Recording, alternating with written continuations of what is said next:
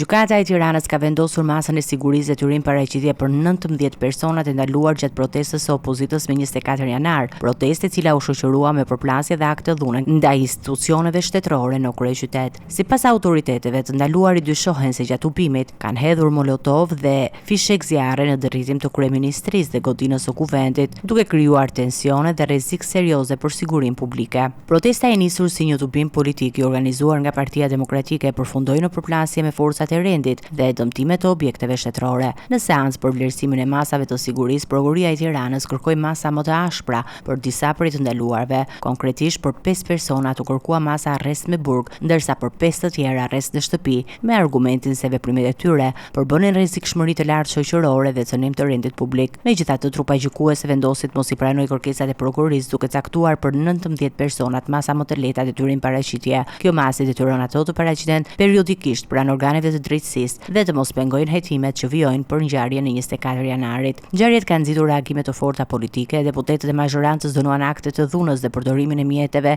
të rrezikshme gjatë protestës, ndërsa opozita ka këmbgulur se protesta ishte një shprehje pa kënaqësisë qytetare dhe ka hedhur poshtë akuzat për nxitje dhune. Hetimet për protestën e 24 janarit vijojnë, ndërsa autoritetet pritet të sqarojnë përgjegjësitë individuale për incidentet e regjistruara.